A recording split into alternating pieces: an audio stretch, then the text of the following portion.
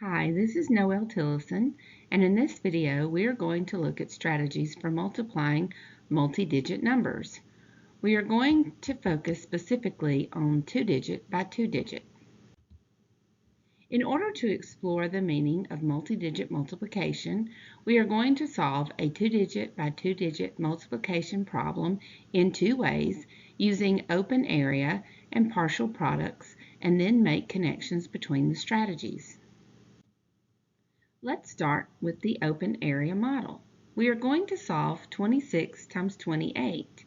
In previous videos, we have looked at how to use the distributive property of multiplication over addition and area to solve multi-digit multiplication. We know that we can decompose our two factors by place value. I'm going to decompose 26 into two tens and 6 ones, and 28 into two tens and 8 ones. I can represent this expression on an area model. I'm going to decompose or partition my rectangle into the areas that represent the expression. I start with the side length of 20 plus 6 and then the width of 20 plus 8. The rectangle now represents the areas of 20 times 20 plus 20 times 8 plus 6 times 20 plus 6 times 8. Now I can multiply 20 times 20, which is 20 groups of 20, or 2 tens times 20, which is 400. 20 times 8, which is 8 groups of 20, or 2 tens times 8, which is 16 tens, or 160. 6 times 20, which is 6 times 2 tens, for 12 tens, or 120. And 6 times 8, which is 48. I can then add all my areas to get my product of 728. Let's try partial products next. We multiply 20 times 20, 20 times 6, 8 times 20, and 8 times 6. We add our products together for a total of 728. Let's compare the two strategies. Can you see the connections from the area model to the partial products?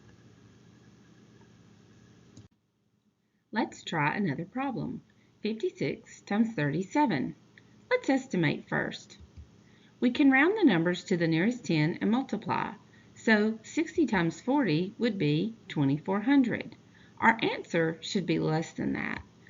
We can decompose the numbers into place value, 50 plus 6 times 30 plus 7. Let's represent the expression on an open area model. We can label our width 30 plus 7 and partition our rectangle. Then label our length 50 plus 6 and partition our rectangle. Now we can multiply 50 times 30, which is 50 groups of 30, or 50 times 3 tens, which is 1500. 50 times 7, which is 5 tens times 7, or 35 tens, or 350. 6 times 30, which is 6 times 3 tens, or 18 tens, or 180. And 6 times 7, which is 42.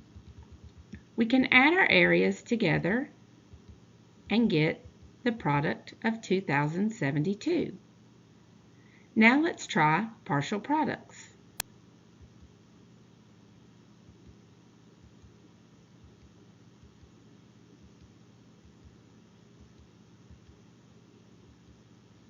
Look at the connections between open area and partial products.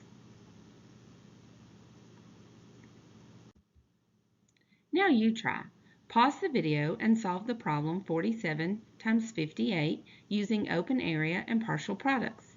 Plus play to continue when you are ready. Don't forget to estimate. For my estimate, I rounded to the nearest 10 and thought of 50 times 60, which equals 3,000.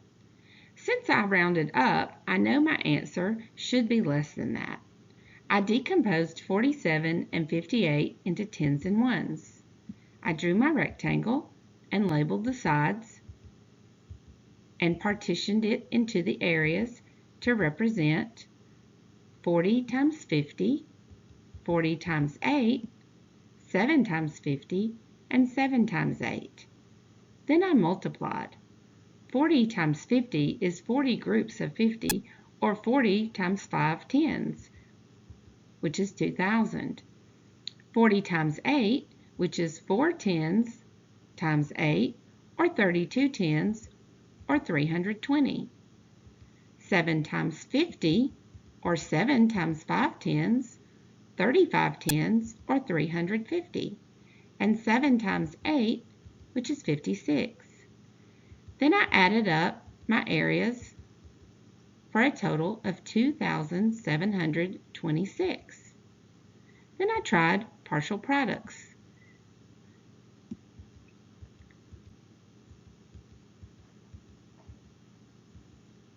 The open area model helps to build conceptual understanding of the distributive property and place value that helps students make sense of multi-digit multiplication. Students should be provided with opportunities to build connections between models and algorithms in order to build procedural fluency with understanding.